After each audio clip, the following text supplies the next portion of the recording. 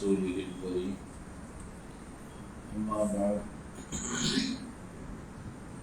أعوذ بالله من الشيطان الرجيم بسم الله الرحمن الرحيم وإذ ابتلى إبراهيم ربه بكلمات فأتمهن قال إني جاعلك للناس إماما قال ومن ذريتي قال لا ينال عهد الظالمين صدق الله العظيم.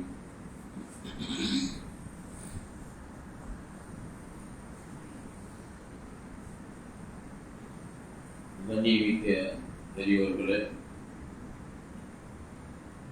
சென்ற வாரம் இப்ராஹிம் அலைஹிஸ்ஸலாம் அவர்களை அல்லாஹ் சோதித்ததை பற்றி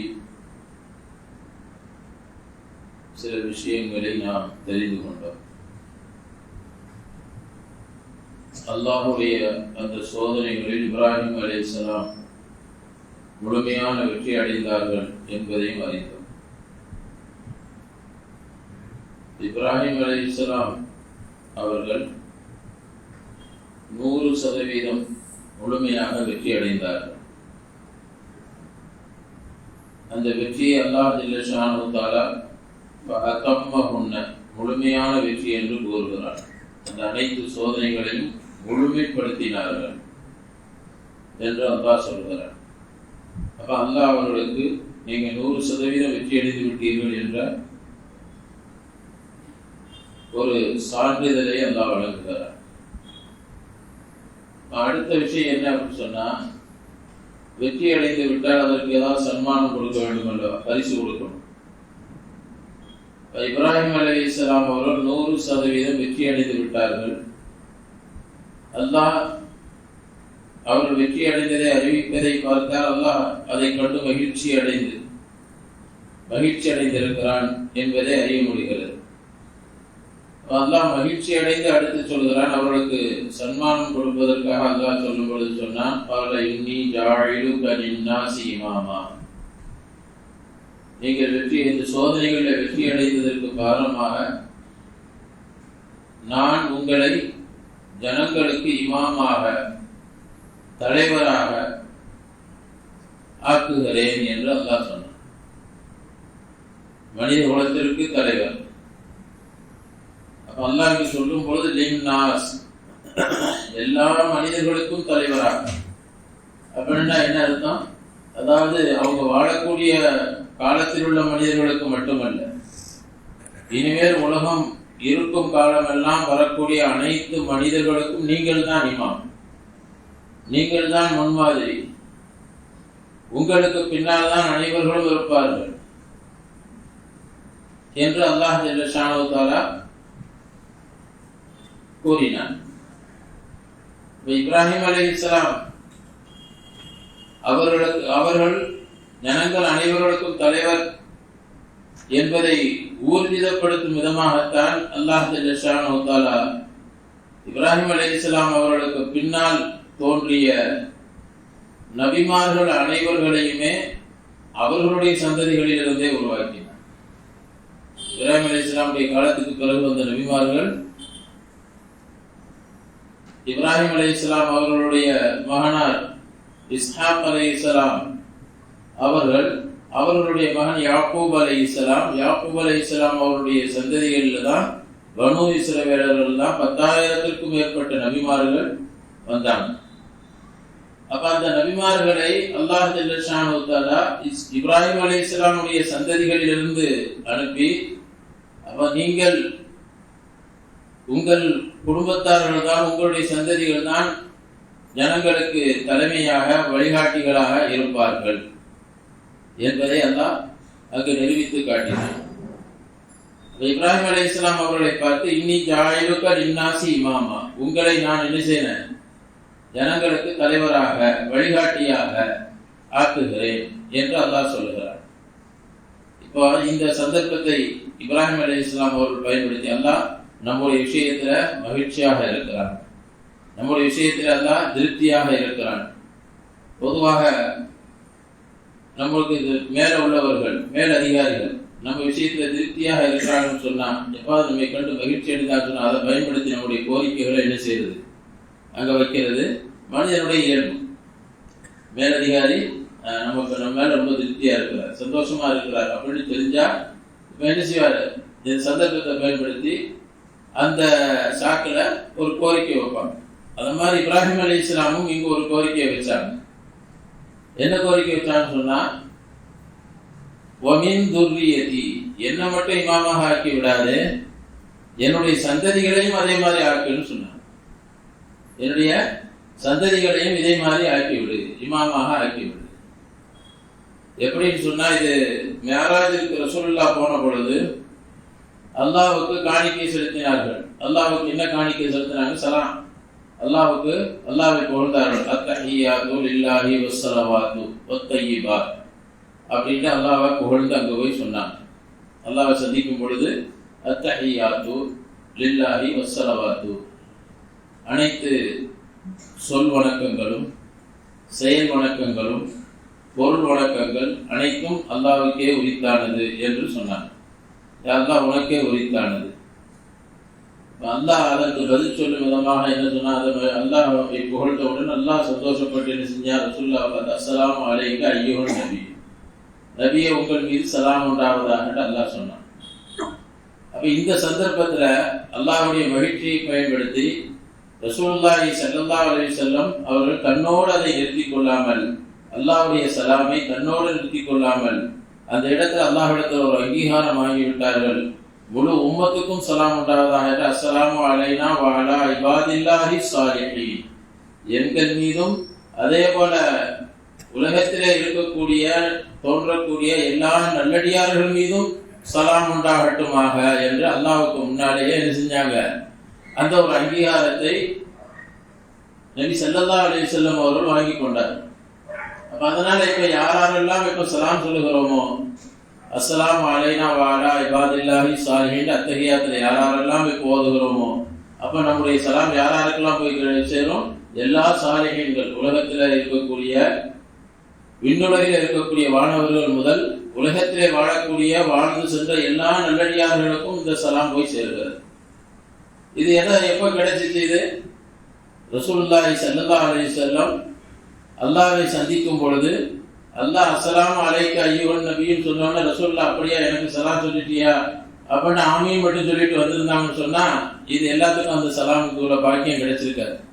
அப்ப நபி அவர்கள் அங்கேயும் தன்னுடைய நல்லடியார்களை மறக்காமல் என்ன செஞ்சாங்க, சந்தர்ப்பத்தை பயன்படுத்தி அல்லாட்ட என்ன செஞ்சாங்க, அந்த இடையில இதையும் சொல்லி விட்டாங்க, எனக்கு மட்டும் சலாம் வேண்டாம், என்னுடைய நல்லடியார்களுக்கும் உண்டாகட்டும் அந்த சலாம் அப்படின்னாங்க. அல்லாஹ் அதை அங்கீகரிச்சிட்டாங்க. அதனாலதான் கியாமத் வரை நாம சொல்லக்கூடிய எல்லா மனிதர்களும் அத்தஹியாத் ஓதக்கூடிய சலாம் நல்லடியார்கள் அனைவர்களுக்கும் போய் சேர்கிறது. இதே மாதிரிதான் இப்ராஹிம் அலைஹிஸ்ஸலாம் அந்த இடத்துல செஞ்சாங்க, இமாமாக உன்னை நான் ஆக்குகிறேன் அல்லாஹ் சொன்ன உடனே அல்லாஹ் சந்தோஷமா இருக்கிற நம்ம விஷயத்துல நம்ம மின் துர்ரியத்தி அல்லாஹ் என்னுடைய சந்ததிகளுக்கும் அந்த பாக்கியத்தை கொடுத்துட்டு கேட்டாங்க. அதனாலதான் அல்லாஹ் அவங்க சந்ததிகள்ல நபிமார்களை வரணும். இரண்டாவது, அந்த மார்க்கம் இப்ராஹிம் அலைஹிஸ்ஸலாமுடைய மார்க்கம் தான் கியாமத் வரை பின்பற்றப்படும் என்பதையும் அல்லாஹ் என்ன செஞ்சான், ஒரு நியதியாக ஆக்கி விட்டான். நம்முடைய மார்க்கத்துக்கு பேர் என்ன, மில்லத்தை இப்ராஹிம். நம்முடைய மார்க்கம் இப்ராஹிம் அலைஹிஸ்ஸலாமுடைய மில்லத் அப்படின்னு தான் வருது. அப்ப அதனால இப்ராஹிம் அலைஹிஸ்ஸலாம் அவருடைய மார்க்கம் தான் கியாமத் வரை நடைமுறையில் இருக்கிறது. இப்ராஹிம் அலைஹிஸ்ஸலாம் அவருடைய மார்க்கம் தான். அப்ப இப்ராஹிம் அலைஹிஸ்ஸலாம் அவர்கள் கியாமத் வரை இமாமாக இருக்கிறார்கள். அவருடைய சந்ததிகளுக்கும் அந்த பாக்கியத்தை அல்லாஹ் கொடுத்தார். கண்ணியத்திற்குரியவர்களே, அந்த வரிசையில் தான் இறுதி தூதராக நம்முடைய உயிரின் மேலான கண்மணி நாயகம் ரசூலுல்லாஹி ஸல்லல்லாஹு அலைஹி வஸல்லம் அவர்களுக்கு அந்த இறுதி நபித்துவத்தை கொடுத்து, இனிமேல் எந்த நபியும் கிடையாது என்று அல்லாஹ் நபி ஸல்லல்லாஹு அலைஹி வஸல்லம் அவர்களுக்கு இறுதி நபித்துவத்தை கொடுத்தார். ரசூலுல்லாஹ் இறுதி நபி. இந்த விஷயத்துல நம்ம ரொம்ப எச்சரிக்கையா இருக்கணும். இன்னைக்கு ஆங்காங்கே பல பேர் என்ன செய்யணும் சொன்னா, தன்னை நபி என்று சொல்லிக் கொண்டு தெரிந்து கொண்டு அடைகிறார்கள். நான் ஒரு நபிதான் என்று அப்படி உருவாகி கொண்டு வந்து கொண்டிருக்கிறார்கள் இஸ்லாமிய சமுதாயத்திலே குழப்பத்தை ஏற்படுத்துவதற்கு. ஆனால் அல்லாஹ் நபி ஸல்லல்லாஹு அலைஹி வஸல்லம் அவர்களுக்கு இறுதி நபித்துவத்தை கொடுத்தார். இறுதி நபி ரசூலுல்லாஹி ஸல்லல்லாஹு அலைஹி வஸல்லம் கியாமத் வரை வரக்கூடிய அனைத்து மக்களுக்கும் நபி யாரு, இமாம் யாரு அப்படின்னு சொன்னா ரசூலுல்லாஹ் தான். ரசூலுல்லாஹ் தான் வழிகாட்டி. அப்ப எல்லா மனிதர்களுக்கும் இமாமாக எப்படி இப்ராஹிம் அலைஹிஸ்ஸலாமை ஆக்கினானோ அதே போல அவருடைய சந்ததிகள்ல ரசூலுல்லாஹி ஸல்லல்லாஹு அலைஹி வஸல்லம் அவர்களை கியாமத் வரை வரக்கூடிய அனைத்து மக்களுக்கும் இமாமாகவும் அல்லாஹ் ஆக்கிவிட்டார். இப்ராஹிம் அலைஹிஸ்ஸலாமுடைய அந்த துஆவினுடைய மகிமை இது. இப்ராஹிம் அலைஹிஸ்ஸலாமுடைய துஆவுடைய மகிமையாக அல்லாஹ் ஆக்கிவிட்டார். இப்ராஹிம் அலைஹிஸ்ஸலாம் அவர்கள் இந்த துஆ செஞ்சாங்க. அல்லாஹ் அதை அங்கீகரிக்கிற விதத்துல சொன்னா, பதில் அல்லாஹ் சொன்னா, லா யனாலு அஹ்தி ஸாலிமீன், நீங்க கேட்கிறத நான் ஏற்றுக்கொள்றேன், ஆனா அநியாயக்காரர்கள் என்னுடைய இந்த பொறுப்புக்கு தகுதியுள்ளவர்களாக ஆக மாட்டார்கள், இந்த பொறுப்பை அடைய முடியாது. அதாவது இமாமத்துடைய பொறுப்பை, தலைமைத்துவத்தினுடைய பொறுப்பை, சமுதாயத்திற்கு, இந்த உம்மத்திற்கு, இந்த மனித குலத்திற்கு தலைமையேற்று நடத்தக்கூடிய பொறுப்பை அநியாயக்காரர்கள் அடைய முடியாது. அப்போ இந்த உம்மத்தில் அநியாயக்காரர்களும் உருவாகுவார்கள் என்பதை அல்லாஹ் இங்கே சொல்லிவிட்டாங்க. அநியாயக்காரர்களும் வருவாங்க, ஆனா அதற்கு ஒரு தகுதி இருக்கிறது. இமாமத் தலைமைத்துவத்துக்கு ஒரு தகுதி இருக்கிறது. அந்த தகுதி இருக்கக்கூடியவர்களுக்கு நான் கொடுக்கிறேன். அந்த அடிப்படையில் தான் அல்லாஹ் நபிமார்களை இப்ராஹிம் அலைஹிஸ்ஸலாமுடைய சந்ததிகளை தேர்ந்தெடுத்தான். இறுதியாக ரசூலுல்லாஹி ஸல்லல்லாஹு அலைஹி வஸல்லம் அவர்களை தேர்ந்தெடுத்து அவர்களுக்கு இந்த நபித்துவத்தை கொடுத்து முழு மனித சமுதாயத்திற்கு இமாமாக, வழிகாட்டியாக அல்லாஹ் ஜல்ல ஷானஹு தஆலா ஆக்கி வைத்தார். கண்ணியத்திற்குரியவர்களே, அப்ப இமாம் தலைமைத்துவம் அப்படின்னு அல்லாஹ் கொடுக்கக்கூடிய தலைமைத்துவத்திற்குரிய இம்திஹான் பரீட்சை அல்லாஹ் வச்சானு, இது ஏதோ சாதாரணமா உலகத்தில் நடைமுறையில் உள்ள பரீட்சை போன்ற அல்ல. அல்லாஹ் ஜல்ல ஷானஹு தஆலா, நான் ஆரம்பத்தில் சொன்ன இப்ராஹிம் அலைஹிஸ்ஸலாம் அவர்களை சோதித்தார். எதற்காக சோதித்தார் சொன்னா, அவர்களை பக்குவப்படுத்துவதற்காக. முழு மனித சமுதாயத்திற்கும் இமாமாக ஆக்க வேண்டும் என்று எல்லாம் முடிவு செய்யும் பொழுது அதற்கு தோதுவாக அவர்களை தர்பியத் செய்ய வேண்டும். சாதாரணமா எல்லா மனிதருக்கும் பதவியை கொடுக்க முடியாது. அப்ப அந்த பதவியை ஏற்று அதை மக்களை வழிநடத்தக்கூடிய பக்குவம் அவர்களுக்கு வர வேண்டும் என்பதற்காக அல்லாஹ் அந்த சோதனைகளில் எல்லாம் வெற்றியடை வைத்தான். அந்த சோதனைகளை கொடுத்து அந்த சோதனைகளை அவர்களை பக்குவப்படுத்தினான். பரீட்சை செய்வது அந்த நோக்கம் அல்ல. அப்ப அதனால அல்லாஹ் ஜல்ல ஷானஹு தஆலா அவர்களிடத்துல பல தன்மைகள் உருவாக்கினாங்க. இதன் மூலமாக அந்த தன்மைகள் உள்ளடக்கியவர்கள் தான் அந்த இமாமாக இருப்பதற்கு, தலைமைத்துவத்தை அடைவதற்கு தகுதியுள்ளவர்கள். அந்த தன்மை யாரிடத்தில் இருக்கிறதோ அவர்கள் அந்த தலைமைத்துவத்தை அடைந்து கொள்வார்கள். அந்த தன்மைகளை அல்லாஹ் குர்ஆனுடைய வேறு வசனங்கள்ல, பல வசனங்கள்ல கிட்டத்தட்ட 30 தன்மைகளை அல்லாஹ் அதுல சுட்டி காட்டுகிறான். 30 தன்மைகளை பல வசனங்கள் வாயிலாக சுட்டி காட்டுகிறான். ஒரு உண்மையான முஃமின்கள் அவர்களுக்கு இருக்க வேண்டிய தன்மைகள், எந்த தன்மைகள் அவர்கள் உள்ளடக்கினால் அவர்கள் உயர்ந்த நிலையை அடைவார்கள், அந்த வழிகாட்டியாக தலைமைத்துவத்தை அடைந்து கொள்வார்கள் என்பதற்குரிய தன்மைகளை சொல்லும் பொழுது அல்லாஹ் ஜல்ல ஷானஹு தஆலா ஒரு இடத்துல இதை சொல்லி காட்டுறாங்க. அவர்கள் தௌபா செய்யக்கூடியவர்களாக, ஆபீதுகளாக, ஆபீதுனா வணக்கசாலிகளாக, அல்லாஹ்வை நல்ல முறையில் புகழக்கூடியவர்களாக, அதே போல அவர்கள் நோன்பு வைக்கக்கூடியவர்களாக, ருக்கு சஜிதாக்கள் செய்யக்கூடியவர்களாக, நன்மையை ஏவி தீமையை தடுக்கக்கூடியவர்களாக, அல்லாஹ்வுடைய சட்டத்திட்டங்களை பாதுகாக்கக்கூடியவர்களாக இருப்பார்கள். ஒரு இடத்துல சொல்றான். இன்னொரு இடத்துல சொல்லும் பொழுது மோமின்கள், அப்ப அவர்கள் எப்படிப்பட்ட மோமின்கள், வெற்றியடைந்த மோமின்கள் யார் அப்படின்னு சொல்லும் பொழுது அவர்கள் தொழுகையில் பயபக்தியாக இருப்பார்கள், மேலும் வீணான செயல்களை விட்டும் தவிர்த்திருப்பார்கள். வீண் செயல்களை அவங்க செய்ய மாட்டாங்க. ஜகாத்தை நிறைவேற்றுவார்கள், தங்களுடைய மர்மஸ்தானங்களை பாதுகாத்துக் கொள்வார்கள், அமானிதங்களை பாதுகாப்பார்கள், வாக்குறுதிகளை நிறைவேற்றுவார்கள் என்று அல்லாஹ் ஜல்ல ஷானஹு தஆலா அந்த தன்மைகளை சொல்றான். இன்னொரு இடத்துல அல்லாஹ் சொல்லும் பொழுது அவர்கள் முழுமையாக அல்லாஹ்வுக்கு கட்டுப்பட்டு நடப்பார்கள், உண்மையாளர்களாக இருப்பார்கள். உண்மையான ஆண்கள், உண்மையான பெண்கள் பொறுமையாளர்களாக இருப்பார்கள், பயபக்தி உள்ளவர்கள், அல்லாஹ்வை பயந்தவர்களாக இருப்பார்கள், தான தர்மங்கள் அதிகமாக செய்யக்கூடியவர்களாக இருப்பார்கள், அதிகம் நோன்பு நோக்கக்கூடியவர்களாக இருப்பார்கள், தங்களுடைய மர்மஸ்தானங்களை பாதுகாத்து வருவார்கள், அல்லாஹ்வை அதிகமாக திக்ர் செய்யக்கூடியவர்களாக இருப்பார்கள் என்று இப்படி அல்லாஹ் ஜல்ல ஷானஹு தஆலா அவர்களுடைய தன்மைகளை சொல்லி காட்டுகிறார். இந்த தன்மைகளை எல்லாம் அவர்களிடத்தை உருவாக்குவதற்காகத்தான் அல்லாஹ் சோதனைகள்ல போடுறான். சோதனைகள் என்பது, அல்லாஹ்வுடைய சோதனைகள் என்பது இந்த தன்மைகள் எல்லாம் அவர்களிடத்தில் வர வேண்டும் என்பதற்காக சோதனை. இந்த இப்படிப்பட்ட சோதனைகளில் முழுமையடைந்தவர்கள் தான் இப்ராஹிம் அலைஹிஸ்ஸலாம் அவர்கள். அனைத்து சோதனைகளிலும் வெற்றி அடைந்து அவர்கள் அந்த தலைமை பண்பை, தலைமைத்துவத்தை அடைந்து கொண்டார்கள். அப்ப அல்லாஹ் ஜல்ல ஷானஹு தஆலா அவர்களுக்கு மட்டும் அந்த தலைமைத்துவத்தை கொடுக்கவில்லை, அவருடைய உம்மத்துக்கும் கொடுத்தான். அல்லாஹ் குர்ஆன்ல இன்னொரு இடத்துல சொல்லும் பொழுது வஜஅல்னா மின்ஹும் அய்மத்தன் யஹ்தூன பி அம்ரினா லம்மா ஸபரு வ கானு பி ஆயாத்தினா யூகினூன். அவர்களிலிருந்து, இந்த சமுதாயத்திலிருந்து நாம் இமாம்களை ஆக்கினோம், உருவாக்கினோம். அவர்கள் நம்முடைய கட்டளைப்படி நேரான வழியை அடைந்து கொண்டார்கள். நம்முடைய உத்தரவுக்கு கட்டுப்பட்டு நேரான வழிகளை அடைந்து கொண்டார்கள். அவர்கள் பொறுமையாக இருந்ததின் காரணமாக, அதாவது நப்சுக்கு மாற்றம் செய்வதிலே உறுதியாக இருந்தார்கள். பொறுமைன்னு சொன்னா என்ன? பாவம் செய்ய நப்சு தூண்டும் பொழுது அதை கட்டுப்படுத்தி பொறுமையாக இருந்து அதற்கு மாற்றம் செய்தார்கள். பொறுமை அப்படிங்கிறதுக்கு நான் ஏற்கனவே விளக்கம் சொல்லி இருக்கு. பொறுமைங்கிறது வெறும் நாம ஏதோ நமக்கு வந்த முசீபத்துகளை அப்படியே நாம அதை கட்டுப்படுத்தி இருந்துகிட்டங்கிறது அல்ல. நம்முடைய நப்சு நம்ம அவ்வப்பொழுது பாவம் செய்ய தூண்டிக்கொண்டே இருக்கிறது.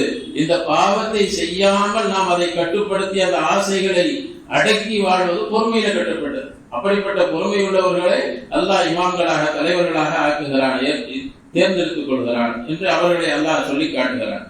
ஆக இந்த உம்மத்துல அல்லாஹ் ஜல்ல ஷானஹு வ தஆலா அந்த நபி ஸல்லல்லாஹு அலைஹி வஸல்லம் அவர்களை இறுதி தூதராக ஆக்கி முழு மனித சமுதாயத்தினுடைய இமாமாக இப்ராஹிம் அலைஹிஸ்ஸலாமுடைய துஆவின் அடிப்படையிலே அல்லாஹ் ஆக்கினான்.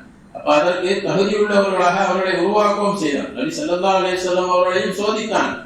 அல்லாஹ் பல சோதனைகள்ல சின்ன வயசுல இருந்தே பலவிதமான சோதனைகளை அவர்களை போட்டுதான் அல்லாஹ் என்ன செஞ்சான்? உருவாக்கினான். நபி ஸல்லல்லாஹு அலைஹி வஸல்லம் அவர்கள் சிறு வயதிலிருந்து அவர்கள் பிறக்கிறதுக்கு முன்னாடி தந்தையை இழக்க வைத்தான். அதற்கு பிறகு பிறந்த சின்ன வயசுலே தாயை இழக்க வைத்தான். அப்ப தாயை இழந்ததற்கு பிறகு அவர்களுக்கு ஏற்பட்ட தாயும் தந்தையும் இல்லாதவர்களுக்கு எப்படிப்பட்ட கஷ்டங்கள் இருக்கும், அத்தனை கஷ்டங்கள். அதற்கு பிறகு அந்த சோதனைகள், எல்லா சோதனைகளுக்கு பிறகுதான் அல்லாஹ் ஜல்ல ஷானஹு வ தஆலா அவர்களையும் அந்த தலைமை பதவி, இமாமத் பதவியை கொடுத்திருக்கிறார். கண்ணியத்திற்குரியவர்களே, அப்ப சோதனைகள் என்பது ஒரு மனிதனுடைய அந்தஸ்தை உயர்த்துவதற்கு காரணமாக இருக்கிறது என்ற ஒரு பாடத்தை அல்லாஹ் இப்ராஹிம் அலைஹிஸ்ஸலாம் அவர்களுடைய அந்த சம்பவத்தின் மூலமாகவும் நபிகள் பெருமானார் ரசூலுல்லாஹி ஸல்லல்லாஹு அலைஹி வஸல்லம் அவருடைய அந்த சம்பவத்தின் மூலமாக நமக்கு சொல்லி காட்டுகிறார். இப்ப அந்த இமாமத், தலைமை பதவியினுடைய அடையாளங்களாக அல்லாஹ் ஜல்ல ஷானஹு வ தஆலா சில விஷயங்களை உலகத்தில் ஏற்படுத்தினார். அதாவது அவங்க தான் நமக்கு முழு மனித சமுதாயத்தினுடைய தலைவராக, இப்ராஹிம் அலைஹிஸ்ஸலாம் தான் முதல் தலைவர். அதற்கு பின்னாலே நபி ஸல்லல்லாஹு அலைஹி வஸல்லம் அவர்கள் அடுத்த தலைவராக முழு மனித சமுதாயத்திற்கு இருந்து வழிகாட்டி கொண்டிருக்கிறார்கள். இப்ராஹிம் நபி ஸல்லல்லாஹு அலைஹி வஸல்லம் அவருடைய மார்க்கம் இப்ராஹிம் அலைஹிஸ்ஸலாமுடைய அந்த மார்க்கத்தை தழுவியது, அந்த தீனை தழுவியதாகத்தான் இருக்கும். அதனால நபி ஸல்லல்லாஹு அலைஹி வஸல்லம் அவர்கள் முழு மனித சமுதாயத்தினுடைய நபியாக, இறுதி வரை உள்ள நபியாக இருந்தாலும் கூட அவர்களுக்கு மேலே இருந்தவங்க, அவங்களுடைய முன்னோர்கள்ல மூதாதையர்கள் யார்? இப்ராஹிம் அலைஹிஸ்ஸலாம் அவர்கள். நான் ஏற்கனவே சொல்லி இருக்கிறேன், இஸ்மாயில் அலைஹிஸ்ஸலாம் அவருடைய சந்ததியில் வந்து ஒரே நபி ரசூலுல்லாஹி ஸல்லல்லாஹு அலைஹி வஸல்லம். அப்ப இஸ்மாயில் அலைஹிஸ்ஸலாமுடைய சந்ததியில ரசூலுல்லாஹ் அல்லாஹ் அனுப்பி முழு மனித சமுதாயத்தினுடைய இமாமாக ஆக்கினார். இப்ப அல்லாஹ் அடுத்த வசனத்தில் சொல்றான், வைது ஜஅல்னல் பைத்த மஸாபத்தல் லின்னாஸி வ அம்னா. அதாவது இப்ராஹிம் அலைஹிஸ்ஸலாம் அவர்களுடைய சந்ததியினர்கள் தான் இமாமாக, முழு மனித சமுதாய வழிகாட்டிகளாக இருப்பார்கள் அப்படிங்கிறதுக்கு அடையாளமாக அல்லாஹ் ஆக்கினது. அதற்கு காபத்துல்லாவை ஒரு காரணமாக ஆக்கி வைத்திருக்கான். அதை வைத்து மனித குலத்திற்கு உணர்த்தி கொண்டிருக்கிறான், முழு மனித சமுதாயத்தினுடைய தலைவர் இவர்கள் தான் என்பது. ஏன்னா நம்ம காபா ஹஜ்ஜுக்கு போனோம் அப்படின்னு சொன்னா இப்ராஹிம் அலைஹிஸ்ஸலாமுடைய சிந்தனை இல்லாமல் யாரும் திரும்ப முடியாது. காபாவை நாம் சிந்தித்தாலே, அதை அந்த காபா என்ற வார்த்தையை கேட்ட உடனே நமக்கு இப்ராஹிம் அலைஹிஸ்ஸலாமுடைய சிந்தனை வரும். அந்த நிலையில் அல்லாஹ் ஆக்கி வைத்திருக்கிறான்.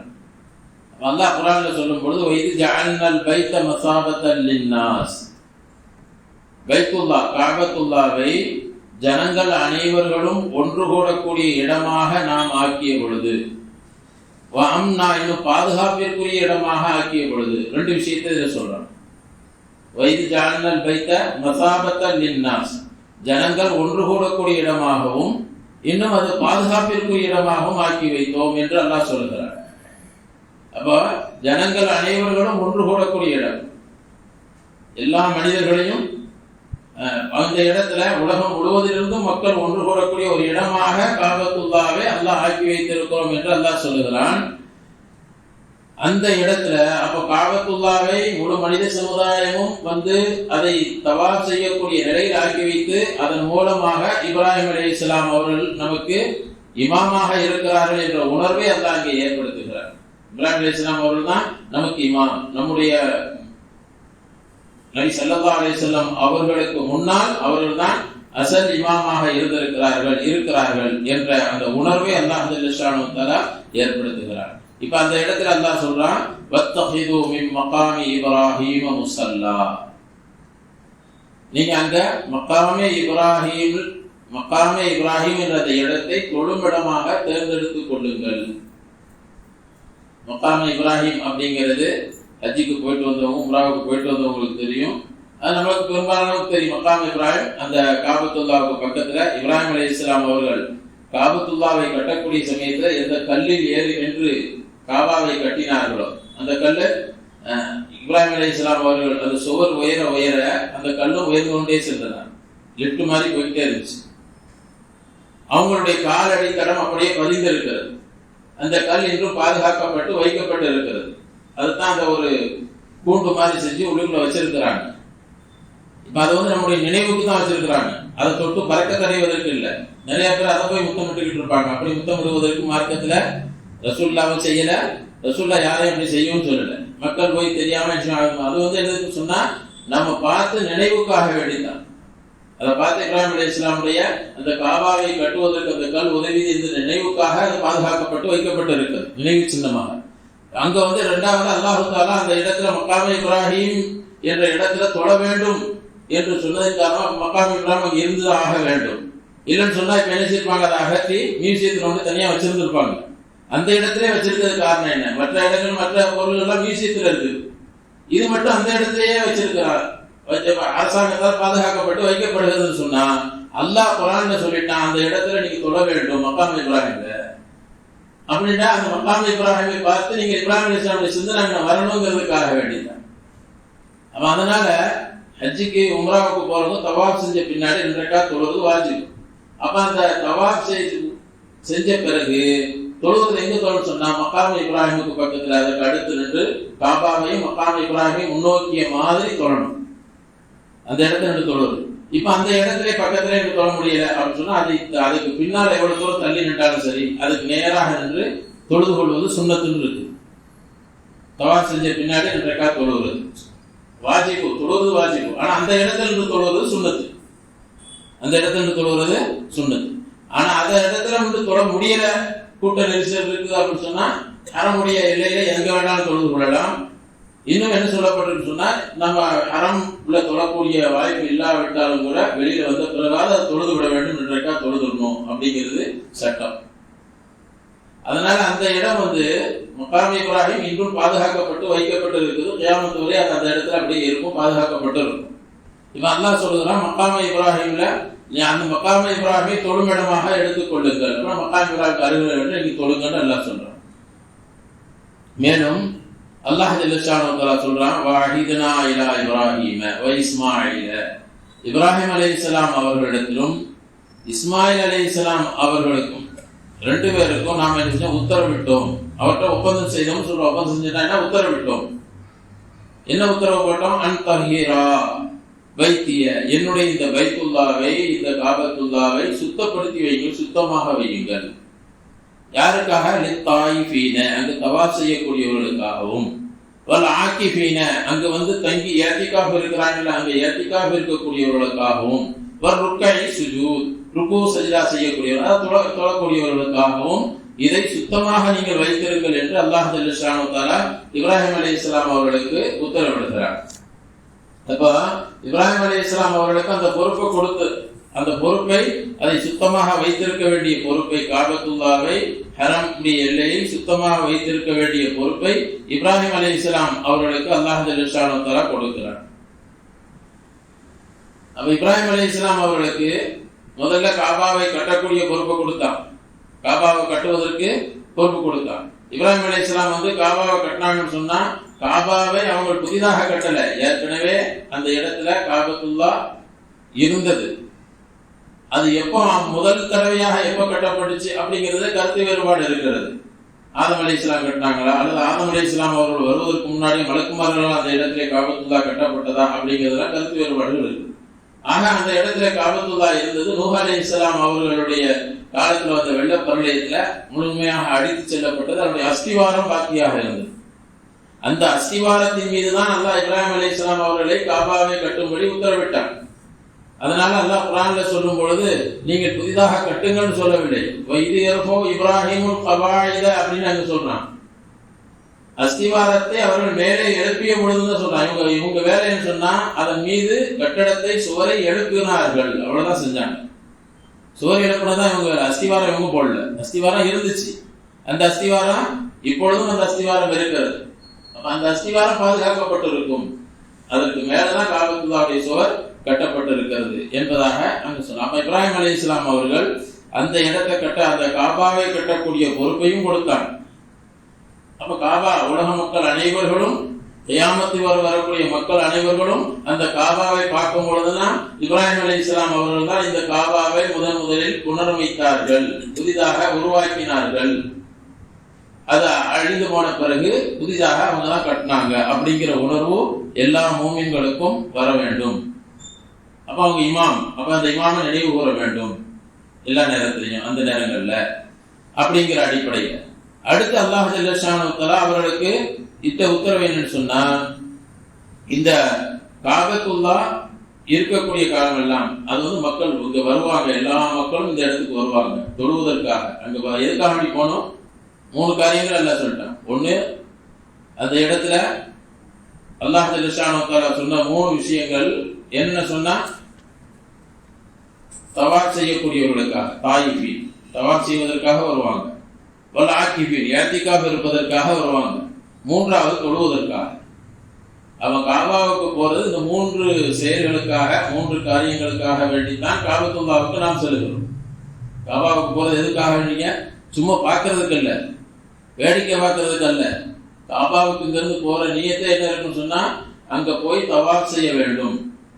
அங்கு அல்லது நாம போய் இஅ்திகாஃப் இருக்க வாய்ப்பு கிடைச்சா இஅ்திகாஃப் அங்க போய் தங்கி இஅ்திகாஃப் இருக்கிறதுக்காக. 3வது தொழுவதற்காக. அங்கு தொழுதா ஒரு தொழுகைக்கு 1,00,000 தொழுகையுடைய நன்மை கிடைக்கிறது. ரசூலுல்லாஹி ஸல்லல்லாஹு அலைஹி வஸல்லம் அவங்க ஒரு ஹதீஸ்ல சொன்னாங்க, லா துஷத்து ரிஹாலு இல்லா ஸலாஸ மசாஜித, 3 பள்ளிவாசல்களுக்கே தவிர நீங்கள் பயணம் செய்ய வேண்டாம்னு சொன்னாங்க.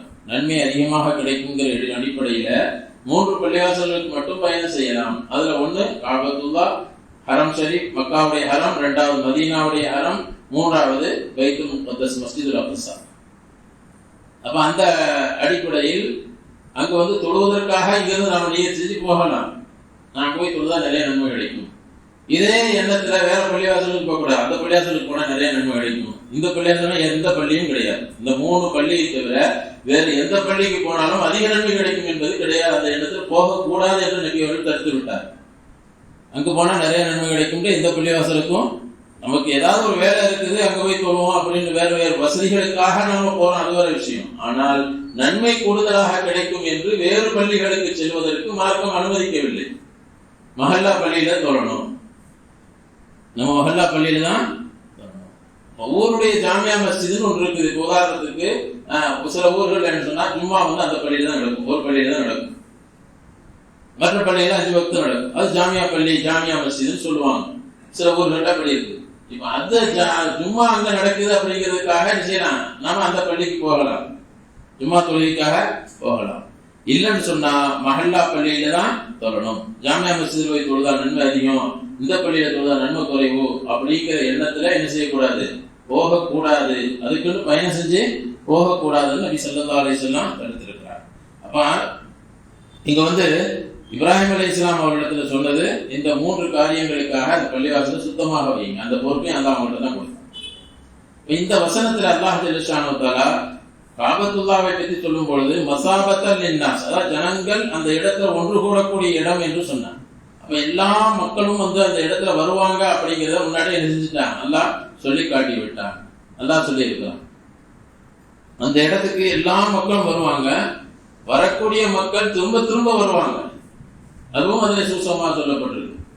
காபத்துல்லாஹ் அல்லாஹ் எப்படி வச்சிருக்கிறான் அப்படின்னு சொன்னா, அதாவது போயிட்டு வந்தவங்க அங்க போய் கூட்டமா இருக்குது, அதனால சடை அடைஞ்சு அடுத்த தடவை போறதுக்கு விரும்ப மாட்டாங்கன்னு ஒரு எந்த மோமியனும் இருக்க மாட்டாங்க. மோமியனுடைய உள்ளத்துல எப்படிப்பட்ட தேட்டம் சொன்னா, ஒரு தடவை போயிட்டு வந்துட்டா திரும்ப போக வேண்டும் என்ற ஆசை கூடிவிடும். முதல்ல கூட அந்த ஆசை இல்லாட்டி கூட ஒரு தடவை போயிட்டு வந்துட்டாட்டா அடுத்தடுத்து நம்ம போகணும் போகணும் போகணுங்கிற ஆசை கூடத்தான் செய்யும், வெளியே குறையாது. அப்படிப்பட்ட ஒரு இடமாக காபத்துல்லாஹ் அல்லாஹ் வச்சிருக்கிறான். காபாவுக்கு போகணும், அங்க போய் தொழணும், அங்க தவாப் செய்யணும் அப்படிங்கிற ஆசை மோமின்களுடைய உள்ளத்துல அதிகரித்து கொண்டுதான். போயிட்டு வந்தவங்க எல்லாத்தையும் கேளுங்க, அவங்களால முடியாட்டியும் கூட இன்னும் போகணுன்ற ஆசை உள்ளத்துல இருக்கும். உடல் ரீதியாக முடியாது, சிரமங்கள் இருந்தாலும் ஆசை உள்ளத்துல இருந்து கொண்டே இருக்கும், அதிகரித்து கொண்டே இருக்கும். அப்படிப்பட்ட ஒரு இடமாக ஜனங்கள் எல்லோரும் அங்கு வரக்கூடிய இடமாக, வருவதற்கு ஆர்வப்படக்கூடிய இடமாக அல்லாஹ் அந்த இடத்தை ஆக்கி வச்சிருக்கிறான். இது காபாவுக்கு கிடைத்த ஒரு மிகப்பெரிய ஒரு அற்புதம். வேற எந்த இடமும் உலகத்தில் அப்படிப்பட்ட இடம் கிடையாது. காபத்துல்லாவை தவிர வேற எந்த இடத்துக்கும் போய் திரும்ப திரும்ப போகணும். அப்படி சுற்றுலா இடத்துக்கு எந்த இடத்துக்கு போனாலும் சரி, ஒரு தடவை போவோம், 2 தடவை போவோம், அதுக்கு ஒரு 4 தடவை போனோம், அதுக்கு அடுத்த சலிச்சு போய் பல தடவை பார்த்துட்டப்பா அப்படின்னு விட்டுணும். ஆனா காபத்துல்லா அப்படியே இல்லை. எப்படி குர்ஆன் ஷரீஃபுக்கு சொல்லப்பட்டதோ திரும்ப திரும்ப ஓத ஓத அந்த ஆசை அதிகரித்துக் கொண்டே இருக்கும் என்று சொல்றாங்களோ, அதே மாதிரி காபத்துல்லா இருக்கு. அதுல ஆசை என்ன செய்யும், எல்லாத்துக்கும் இருந்து கொண்டே இருக்கும். அவருடைய வசதியை பொறுத்து போக முடியல, உடல் ரீதியாக அவங்களுக்கு ஏதாவது சட்டங்களுக்கு போக முடியாட்டி கூட ஆசை இருக்கத்தான் செய்யும். அப்படிப்பட்ட ஒரு இடமாக காபத்துல்லாவால் ஆக்கி வச்சிருக்காங்க. 2வது பாதுகாப்பிற்குரிய இடமாக இருக்கிறது. அதனாலதான் அந்த பாதுகாப்பிற்குரிய இடம்ங்கிறதுனாலதான் அந்த இடத்துக்குள்ள அந்த ஹரமுடைய எல்லையில சண்டை போடக்கூடாது, சண்டை சச்சரவுகள் செய்யக்கூடாது, யுத்தம் செய்யக்கூடாது. இதை மக்கா முஷ்ரிக்குகளும் அதை கடைபிடித்து வந்தார்கள். முஷ்ரிக்குகள் கூட பல விஷயங்கள் சிலை வணக்கம் அது செஞ்சா கூட அங்க உள்ளுக்குள்ள ஹரமுடைய எல்லையில செய்ய மாட்டாங்க, சண்டை போட மாட்டாங்க. எப்பவுமே சண்டை போட மாட்டாங்க.